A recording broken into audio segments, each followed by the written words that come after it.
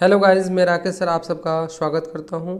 आज मैं आप लोगों के साथ डिस्कस करने वाला हूं अरिथमेटिक प्रोग्रेशंस। तो आइए इसका डेफिनेशन देखते हैं। Arithmetic progression is a list of number in which each term is obtain by adding a fixed number to the preceding term except the first terms. Arithmetic progression एक नंबरों का समूह होता है, संख्याओं का समूह होता है, जिसमें एक फिक्स्ड नंबर पहले टर्म में ऐड करते चले जाते हैं तो आपको आगे का टर्म मिलता है, वही अरिथमेटिक प्रोग्रेशन कहलाता है। दैट मीन्स आप इसमें फिक्स्ड नंबर ऐड करते चले जाते हैं, हमें आगे का टर्म मिलता है, और वो जो फिक्स्ड नंबर है उसे कॉमन डिफरेंस कहा जाता है। ठीक है ना। और ये याद रखिए, कॉमन डिफरेंस जो होता है वो पॉजिटिव हो सकता है, नेगेटिव हो सकता है और जीरो हो सकता है। चलिए हम एग्जांपल लेते हैं। जैसे कि आपने कोई नंबर लिया 2, 4, 6, 8 सो ऑन, ऐसे नंबर कोई ले लिया। तो इसमें देखिए आपको फर्स्ट देखना है इक्वली इंक्रीज हो रहा है, तो हाँ 2 है, इसके बीच में डिफरेंस, इसके बीच में 2 है, इसके 2 यानी 2 ऐड करते चले जाते हैं। तो ये जो 2 होता है ये हमारा कॉमन डिफरेंस होता है। ठीक है ना। यानी इसे डी से डिनोट किया जाता है। और ये जो 2 है, ये 2, ये 4, ये 6, इसे A1 है ना, A2 और A3, A4 सो ऑन ऐसे डिनोट किया जाता है। यानी इस टर्म को हम कहते हैं A1, A2, A3, A4। तो जो AP का टर्म होता है इसे A1, A2, A3, A4 से डिनोट किया जाता है, और इन दो टर्म के बीच जो डिफरेंस होता है उसे कॉमन डिफरेंस कहते हैं और उसे D से डिनोट किया जाता है। ठीक है ना। अब AP का कोई अगर टर्म फाइंड करना है, आपको पता चल गया टर्म क्या होता है और कॉमन डिफरेंस क्या होता है। और AN, जब कोई भी टर्म आपको पता करना हो तो AN इसका फॉर्मूला होता है A plus N minus 1 into D. इस फॉर्मूला से आप कोई भी टर्म AP का फाइंड कर सकते हैं। यानी यहाँ N का मतलब होता है number of term, number of term है, यानी आपको कितना टर्म निकालना है, ये नंबर ऑफ टर्म होता है। ठीक है ना। जैसे आपको फिफ्थ टर्म निकालना है तो n की जगह फिफ्थ रख दीजिए। d का मतलब दो टर्म के बीच जो अंतर होता है वो होता है, और a का मतलब होता है फर्स्ट टर्म। अगर d आपको नहीं पता है तो d इस तरह निकालते हैं A2 माइनस A1, यानी बाद के टर्म में से पहले वाला टर्म हम माइनस कर देते हैं, तो इस तरह हमारा क्या निकलता है, d निकलता है। क्या निकलता है, D निकलता है। तो इस तरह D निकालने का फॉर्मूला होगा A2 माइनस A1, और AN का फॉर्मूला यानी कोई भी टर्म निकालने का फॉर्मूला होगा A plus N minus 1 into D, जहाँ N का मतलब होगा नंबर ऑफ टर्म। ओके। यदि आपके पास A और D, A D पहले से प्रेजेंट है, A D गिवन है ना, तो आप कोई भी टर्म इस फॉर्मूले से निकाल सकते हैं। जैसे मान लीजिए आपको A2 निकालना है तो A2 is equal to A plus D, A plus D direct कर सकते हैं। ठीक है ना। जैसे मान लीजिए आपको A7 निकालना है ना, तो A7 इजकल टू हो जाएगा A प्लस 6D। या दैट मीन्स देखिए यहाँ 7 है तो यहाँ आपको 6 रखना है, एक कम रखना है, तो डायरेक्टली इस फॉर्मूला से आप कोई भी टर्म निकाल सकते हैं या AN का फॉर्मूला लगा सकते हैं। तो आइए हम आगे बढ़ते हैं और एक्सरसाइज सॉल्व करते हैं। गाइस, एक्सरसाइज सॉल्व करने से पहले मैं याद दिला दूं कि आपने अगर मेरे चैनल को सब्सक्राइब नहीं किया है तो कर लीजिए, प्लीज़ सब्सक्राइब कर लीजिए, लाइक कर दीजिए। एक्सरसाइज 5.1, इसमें देखिए क्या करा है। In which of the following situation does the list of number involve make the arithmetic progressions why. कहता है कि हमारे पास कुछ क्वेश्चंस दिए गए हैं और कहता है इस क्वेश्चंस में कौन सा अरिथमेटिक प्रोग्रेशन है, कौन सा नहीं है। ठीक है ना। तो चलिए हम फर्स्ट देखते हैं। अभी हमने जो नियम पढ़ा उसके अकॉर्डिंग हम चेक करेंगे। तो फर्स्ट देखिए, the taxi fare after each kilometre when the fair is 15 for the first kilometre and ₹8 for each additional kilometre. तो यहाँ देखिए पहले किलोमीटर का किराया फेयर क्या है, 15 रुपीज़ है। तो देखिए fare for first kilometre is equal to 15 rupees, and after that fare for each kilometre आपको दे रखा 8। यानी आप पहले किलोमीटर जाते हो तो 15 रुपीज़ देना है, उसके बाद जितना भी किलोमीटर आप जाओगे आपको 8 प्लस करते जाना है। दैट मीन्स यहाँ पर देखिए आपका जो फर्स्ट टर्म है वो आपका 15 है, और यहाँ कॉमन डिफरेंस यानी हर बार कितना बढ़ेगा, हर बार आपका 8 बढ़ेगा।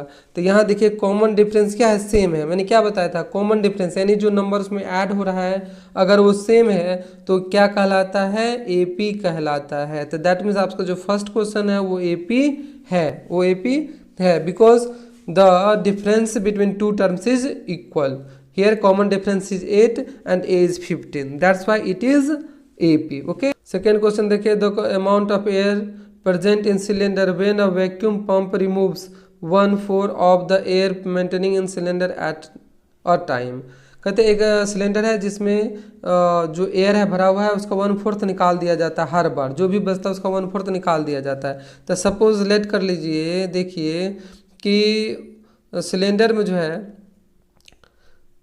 100 kg जो है एयर है उसका 1/4 निकल गया था। 100 का 1/4 निकल जाएगा तो कितना होगा 25, यानी 25 kg निकल गया। तो रिमेनिंग गैस कितना है आपका 75 है ना। आप 75 का 1/4 निकालोगे तो क्या होगा, इसे रिड्यूस कर दोगे तो यानी 18.75 kg रिमूव होगा। तो देखिए पहले बार क्या रिमूव होगा 25 kg, दूसरी बार रिमूव हुआ 18.75 kg। दैट मीन्स जो कॉमन डिफरेंस है उसका सेम है, नहीं है। जो पहले बार रिमूव हुआ वही हमेशा रिमूव होना चाहिए था, ऐसा नहीं हुआ।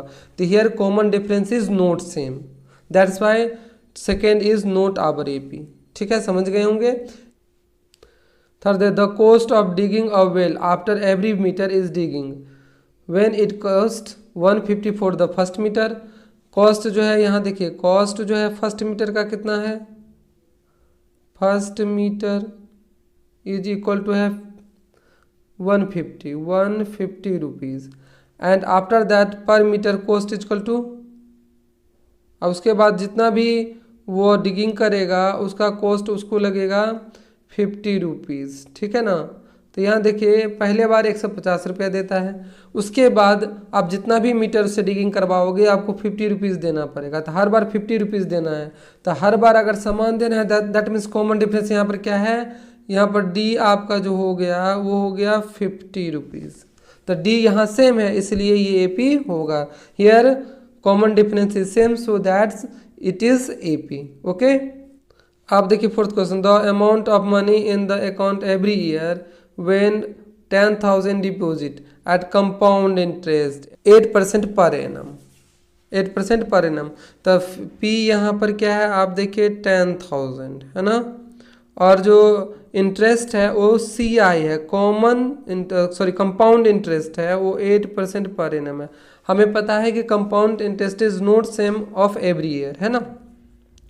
CI इज डिफरेंट, CI जो है कभी भी सेम नहीं होता। CI is different for every year, for every year. ठीक है, यहाँ पर जो है कॉमन डिफरेंस सेम नहीं है। हाँ लेकिन एक चीज़ बता दूं, अगर CI की जगह SI सिंपल इंटरेस्ट दिया जाता तो ये AP होता, बिकॉज सिंपल इंटरेस्ट हर वर्ष का समान ही होता है, जबकि CI जो है हर वर्ष का एवरी ईयर का डिफरेंट होता है। क्योंकि जब आप फर्स्ट ईयर का जो इंटरेस्ट निकलता है वो P में ऐड कर दिया जाता है और वह जो होता है वो अगले वर्ष के लिए आपका प्रिंसिपल बनता है, इसलिए सभी वर्ष का CI डिफरेंट होगा।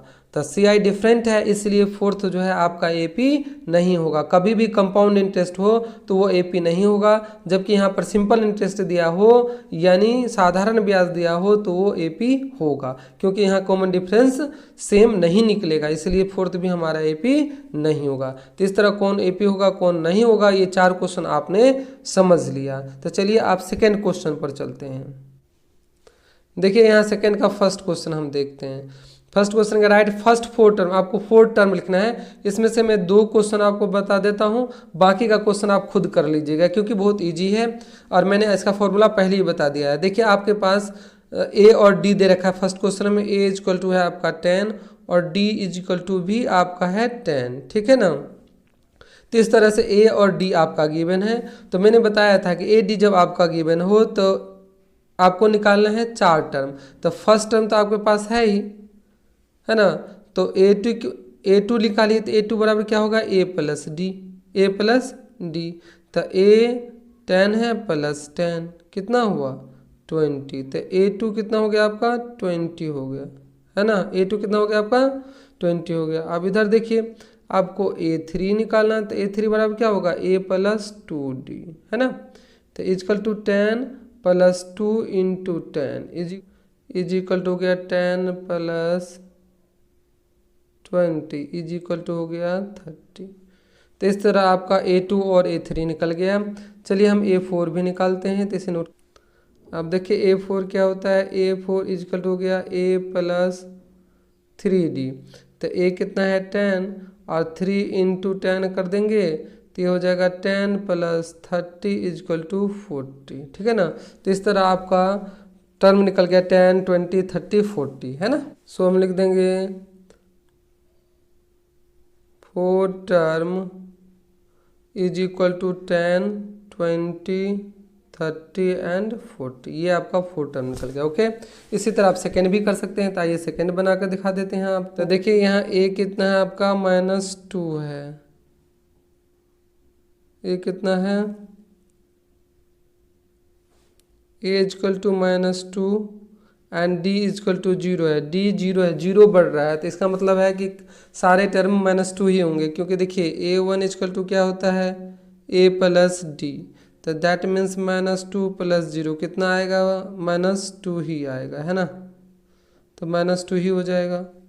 उसी तरह आप अगर A3 निकालोगे तो क्या हो जाएगा A प्लस 2D। तो दैट मीन्स -2 इंटू 2 इंटू 0, तो 0 ही हो जाएगा, तो -2 ही आंसर आएगा। ठीक है ना, इसे नोट कर लीजिए। इसी तरह आप A4 निकालोगे तो A प्लस 3D हो गया, तो is equal to 0 plus sorry is equal to -2 plus 3 into 0 -2 plus 0 is equal to क्या होगा -2, है ना। तो इस तरह आपका टर्म निकल गया। दैट मीन्स इसका जो 4 टर्म होगा सब -2 ही होगा। सो 4 टर्म इज इक्वल टू -2, -2, -2, -2। इसी तरह आप A की जगह 4D रखते जाएंगे, आपको निकलता जाएगा, कोई प्रॉब्लम नहीं है ना। तो चलिए हम थर्ड क्वेश्चन पर चलते हैं।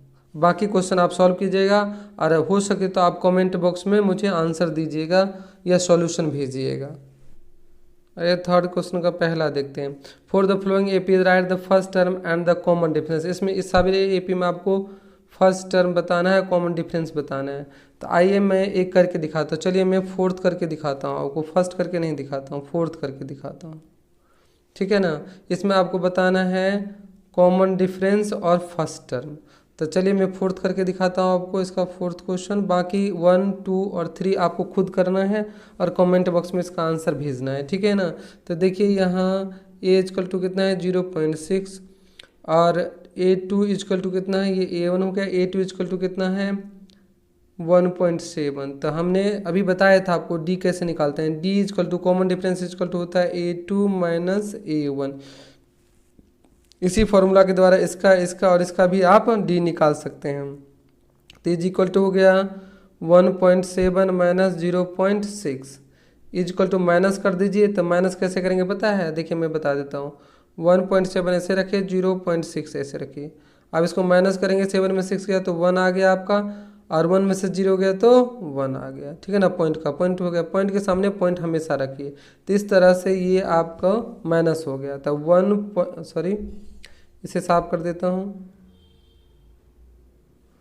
1.1 इसका कॉमन डिफरेंस हो गया, और जो पहला टर्म है ये आपका पहला टर्म हो गया। तो सो फर्स्ट टर्म क्या हो गया इसका, देखिए first term is equal to 0.6 and common difference इसका हो गया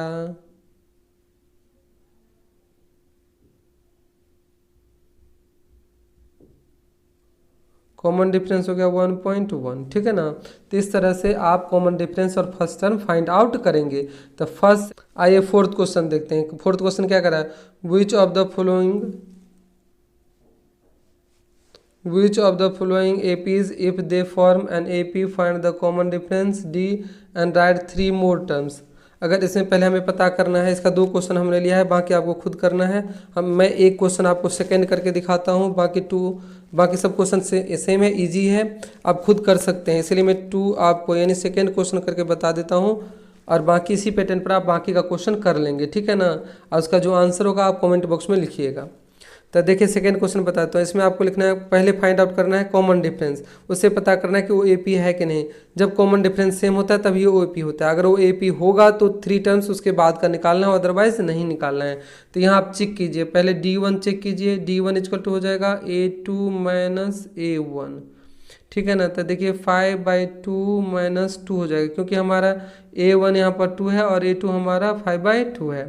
तो इसे माइनस करेंगे तो ये आपका हो जाएगा, तो एलसीएम ले लीजिए, तो 2 का 2 एलसीएम होगा, 5 का 5 हो जाएगा, यहाँ 2 2 जब 4, तो यानी आपका 1/2 निकला। आप D2 चेक कीजिए, क्या D2 भी सेम आता है। D2 बराबर हो जाएगा A3 minus A2, A3 minus A2 is equal to आपका हो जाएगा 3 माइनस 5/2, ठीक है ना। अब यहाँ पर एलसीएम ले लीजिए, तो ये 2 का 2 ही होगा, तो 3 2 जा 6 माइनस 5, यानी कितना आया 1/2 आया कि नहीं। तो यहाँ D1 D2 सेम है, ठीक है ना। तो चलिए इसे नोट कर लीजिए, मैं D3 भी निकालता हूँ। तो आइए देखिए D3 बराबर है, D3 बराबर हो जाएगा A4 माइनस जितने भी टर्म है ना उसका डिफरेंस हमें निकाल लेना है। तो इसमें हो जाएगा 7/2 माइनस 3, तो इसका एलसीएम लेंगे क्योंकि इसके बाई 1 हो जाएगा, तो 2 का 2 होगा, 7 7 3 2 जा 6 यानी 1/2। तो आपने क्या देखा, D1 equal to D2 is equal to D3 is equal to D4, that means it is AP। यह समांतर श्रेणी है, इट इज़ AP, ये AP है। अब ये AP है तो हमें इसका क्या निकालना है, 3 टर्म और निकालने हैं, ठीक है ना। तो आइए 3 टर्म निकालते हैं। तो देखिए ये AP है क्योंकि सारा D इक्वल निकला है। अगर D इक्वल नहीं निकलता तो ये AP नहीं होता, हम लिख देते तब इट इज़ नॉट AP, और आपको टर्म नहीं निकालना है। जब कॉमन डिफरेंस सेम आएगा तब आपको टर्म निकालना है, ठीक है ना। तो आइए देखिए इसमें क्या हुआ, आपका जो A1 है यहाँ पर वो 2 है, और D जो निकला वो क्या निकला आपका 1/2, ठीक है ना। तो चलिए इसमें 1 2 3 4 टर्म्स दे रखे हैं, तो A5 निकालें, इसके लास्ट का 3 टर्म्स निकालें इसके बाद के। तो A5 यानी A5 इक्वल टू हो जाएगा A + 4D, इस फॉर्मूले से हम निकाल लेते हैं। तो A आपके पास है 2 और D आपके पास है 1/2, तो 4 × 1/2 हो जाएगा।